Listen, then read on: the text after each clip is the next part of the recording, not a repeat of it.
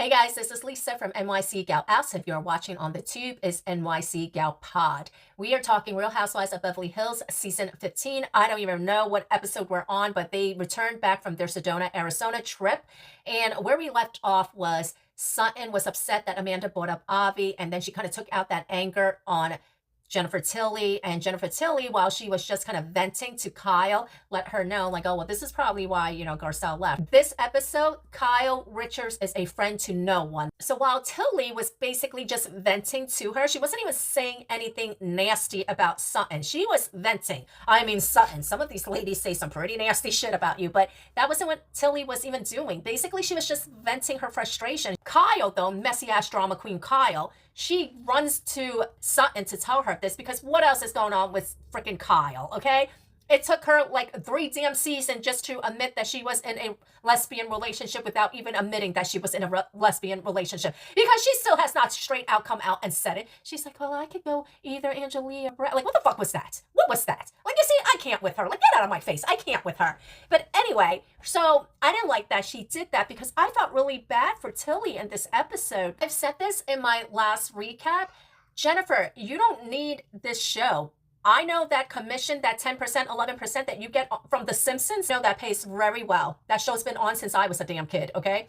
You remember she says she has her house that she lives in, and then she has her other house, which is right next door to the house that she lives in. And that other house is the house where she entertains and has her parties and whatever. Like, girl, kudos to you. That is the kind of wealth that I want, that I aspire to be, and that even if I can't ever get, that's the kind of wealth I would like to see on my TV, especially on a franchise like Beverly Hills. Girl, you doing it. And you had that even before joining Beverly Hills, Housewives, whatever. I see a lot of people saying, oh, Jennifer Tilly deserves a diamond. I actually think maybe it's Jennifer's choice not to have a diamond. Just like I think it's Kathy's choice not to have a diamond. I definitely think if there was anyone who didn't want to be full-time, it's probably Kathy Hilton and Jennifer Tilly. Neither one of them needs the money. Jennifer Tilly especially, she's already well known in the entertainment industry. And I don't mean on TV. I mean like in Hollywood. This woman was nominated for an Oscar, but she was also the voice of Tiffany, the bride of Chucky.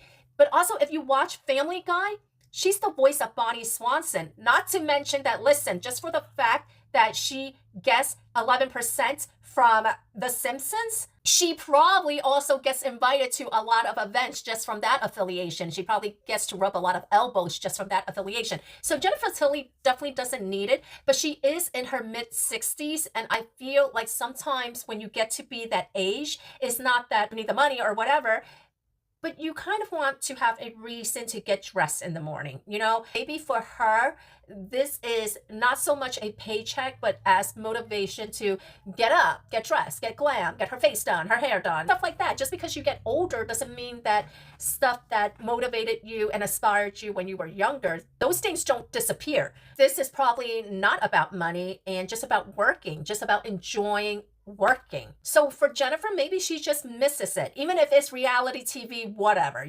Anyway, so in this episode, Dorit, she also has a new management team to like get her jobs, get her opportunities, because she needs money, she needs to work. Now, I don't know about what she was doing when PK was managing her, but lately, within like 2025, she's had a commercial. She had a Lexus commercial. I think she had a Range Rover commercial. She was on Vogue. I don't know what she was getting when she was with PK, but this new team, it seemed like they are getting her jobs. They're getting her work, They were able to get a book deal for her. Bose is going through her fertility treatment, whatever. And I think she has to go for treatment in Las Vegas or something, but she wasn't able to go to Rachel's dinner party.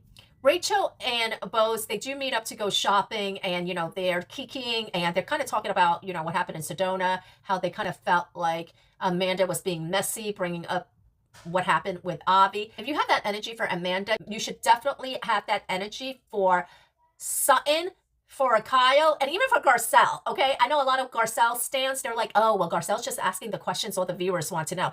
Well, you know what? If you were standing Garcelle when she was being messy, then you need to apply that same energy with Amanda, because then I could just do the reverse Uno. But again, you could also apply that same argument to Sutton and to Kyle and to basically everybody, except for Erica, because Erica, she legit don't give a fuck about anybody's business but her own. She doesn't mind nobody's business. She minding her own business.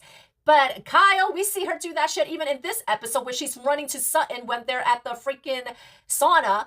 They're doing the red light therapy sauna, and she's running to Sutton to be like, oh, Jennifer Tilly was talking shit about you. So I don't feel it for Amanda, like how I see some of the haters are going after her. I definitely see how she could be annoying, but I feel the same way about anyone that I watch on TV. I don't know these people. Some people I enjoy more than others, and it fluctuates, okay? Listen, do I think manifestation money is BS? I do. I do. But I also enjoy watching her on my TV. I like that she's younger. I like that, she's bringing a different energy. But I could also see how fans and viewers of the show, audience of the show, I can also understand why they find her annoying and they don't enjoy watching her. Anyway, so Rachel, she wants to have a dinner party. It's just basically having a dinner party, get together, whatever. We're also introduced to Rachel's friend, Natalie. Now, Natalie was married to Simon Fuller. He was the executive producer of American Idol.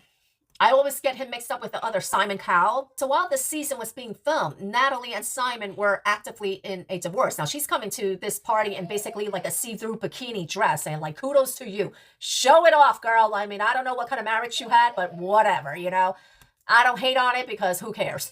Anyway, so they had this dinner party. I don't know what was going on in the Beverly Hills area region. They had like no electricity. There might have been like some sort of blackout or something.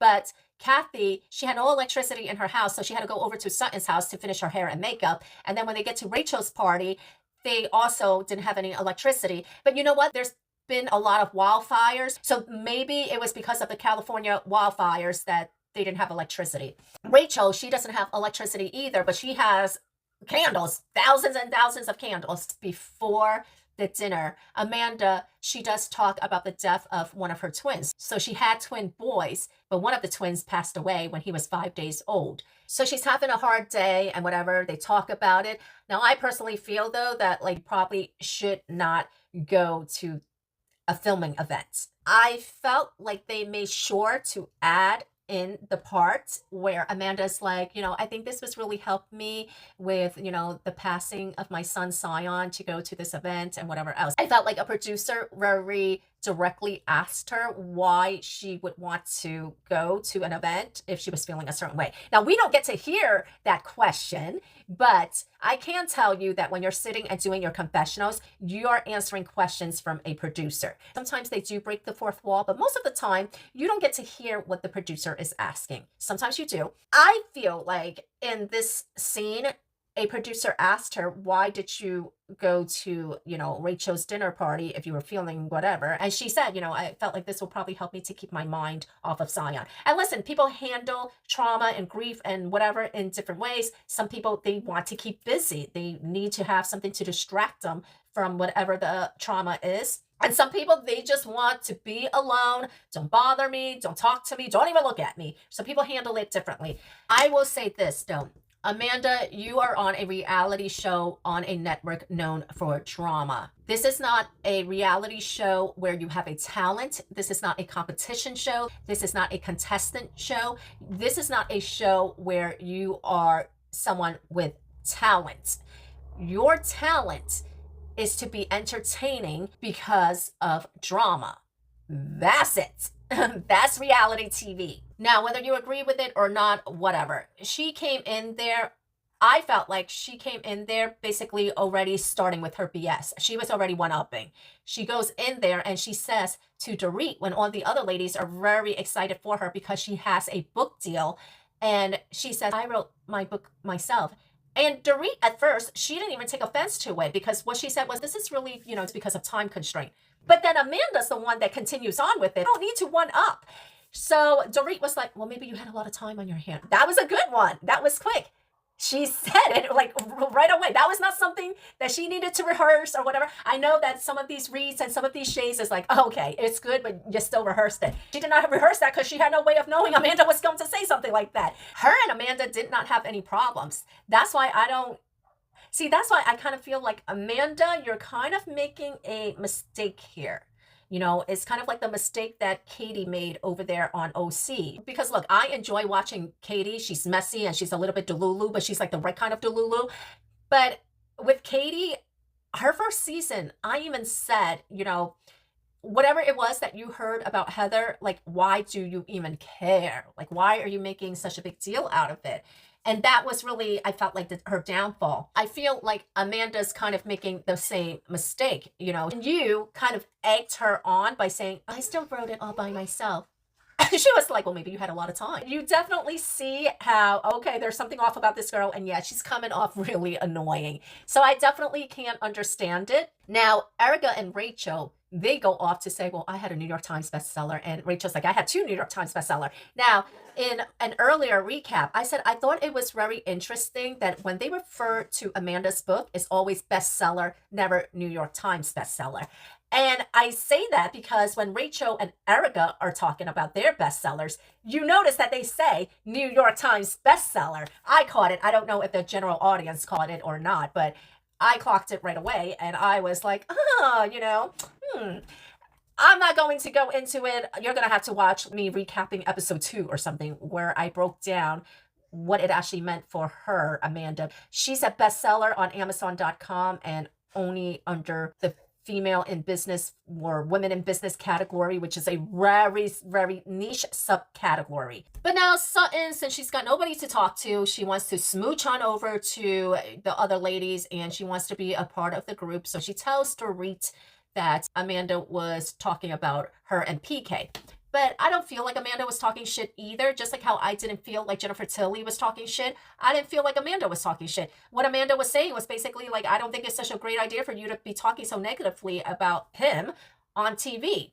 But at the same time, though, especially for Kyle, she has to realize that, you know what? If Dorit is willing to suffer the consequences, whatever they may be, maybe there is consequences, maybe there isn't. But if there is consequences to her talking shit on TV about PK, about his parenting, about what kind of father he is, about accusations that she makes about him being an alcoholic and whatever, those are consequences that she's going to have to deal with herself. Don't get involved. You could say your piece, but after you say your piece, that's it. Leave it alone. So this is what it basically gets down to during Rachel's dinner. She lets everybody know about Bose's good news, which is that she has 6 egg houses that are viable. And then the ladies get into it. Now, Sutton and Tilly, they were able to make up even before sitting down to dinner. But then while they're sitting down, Kyle wants to be messy again, right? And I felt bad for Tilly in this dinner scene because Tilly was like, let's not make a mountain out of a molehill. It's not that deep. We work past it. And you could tell that this is not something that she's used to. You could tell that she's actually used to being at dinner parties with actual celebrities. Whatever happened, I don't know if it was producers or whatever, but the scene gets moved along relatively quickly. They basically talk a little bit about it and then it's moved on past. But Kyle, I see you. I see you for your messy ass drama. I see you for the messy ass drama that you're trying to stir up. And that is why I do not like you this season. I'd rather see Amanda than see your bullshit. But anyway. So then Dorit, she gets into it with Amanda. Now, Rachel also has like a tarot card reader there. And Amanda, she's already feeling the heaviness of the day. And listen, I feel bad for Amanda, but I also feel like you knew what you signed up for. I don't care what anybody says about not watching the show or not knowing about the show. Bullshit. Bullshit. Nobody is out there actively ringing your doorbell trying to get you to sign a contract. Like, who are you? Nobody even knows you. That's like me saying Bravo executives are really wanting me. They're like out ringing my doorbell. Like, bullshit. I don't believe anyone who says that. I don't believe it for New Jersey, for Beverly Hills, for Potomac, for Salt Lake City, for Atlanta, for nobody. So having said all of that, Amanda, you knew what the show was. If you were feeling the heaviness of the day, you should have stayed home. I'm not saying that you should have stayed home because you didn't need a distraction. But what I am saying is that this is a network that have shows about ladies drinking and driving, cheating husbands, going to jail over tax evasion, fraud, going to jail over financial crimes. This is a show where blatant racism is shown, where people will get kicked out of somebody's house. There is no filter and there is no red line because they are willing to cross any red line. Just on that franchise, forget about all the other franchise, but just on Beverly Hills alone, you have people who committed suicide. Russell, that guy that was married to Taylor Armstrong, that guy legit committed suicide. You have the whole Kyle and Kim and then Kyle and Kathy Hilton and the whole Hilton family. that whole drama going on. And then Brandy Glanville and Teddy and all these different people, Denise. So the fact that you're thinking that you're going to come to this party, that you're going to start shit and then throw out that it's your son's anniversary of his death and everybody's just supposed to hold back while you continue with your shit, that's not reasonable, nor is it acceptable, because Dorit didn't start with you. You already went in there with like a chip on your shoulder or some sort of way, which was really weird. I could understand that energy for Sutton, but you were having that energy for Dorit. I don't even know if that was energy that you were having. I already said in my last recap, I think you're a little autistic. People attach autism with like developmental delays. It doesn't have to be. There is a correlation, but that is not a prerequisite to being autistic or on the spectrum. And that is like one of the number one observable signs of somebody who is on the spectrum. They lack social cues. So I don't necessarily even think that it was because Amanda was having some sort of extra energy that she was feeling towards Dorit. I think maybe she just didn't understand the social cue and why she came off a little weird, like she was trying to start some shit with Dorit when there was no reason to. Everybody is taken aback a little bit. And Dorit, watch this part. Rewind it if you have to. I have Peacock, so I could rewind it as many times as I want to. But when she says that, Dorit actually says, and don't argue with me because I have Peacock. I will put that clip up. She says to Amanda, I'm sorry, we could have this conversation at another time. Amanda, though, continues with it. Listen, you don't get to say that I'm having a hard time and then continue with it. No, if you're going to dish it, you got to be able to receive it. You don't get to tell everyone I'm hanging by a thread so that they feel bad for you, but then you sit there and continue with your shit. Of course, she's going to respond back and be reactive. And again, don't argue with me. I'll put that damn clip up. She says it twice. She says it at the dinner, at the table, when Amanda says she's hanging by a thread. She said, okay, well, we can continue this conversation another time. And then she says it to her again at the door after Amanda is leaving. Now, at that dinner table, when she said it that first time, Amanda, you should have kept quiet yourself. Listen, all the sympathy for you, but you don't get to do that and then continue with your bullshit. You know, and then whatever, Amanda, she leaves. Kathy Hilton's like, you know, go say something to her, you know, it's her son, whatever. Kathy's like, listen, just be the bigger person. And Dorit, she goes there and she tries to fix it and whatever. But I also feel like this is very much a situation like Brittany Bateman. Brittany Bateman on Salt Lake City, whenever anybody feels bad for her, that's when she puts on the like, So I felt like Amanda, when she was at the door, she wasn't doing her Brittany Bateman. But at the same time, though, I think she was kind of really playing into the victimness of it a little bit, because she was like, well, I told you that it was my son's death and you kept going with it. And Dorit was like, yeah, Amanda, that's because you kept going with it. She's like, do you understand? And she's like, you kept continuing with it. And Dorit is like, okay, well, do you want to have this conversation now? And she's like, I told you that it was my son. And Dorit's like, okay, well, do you want to have this conversation right now? Girl, again, all the sympathy for you, but you don't get to do that. You don't get to do that. So that is where this current episode ends.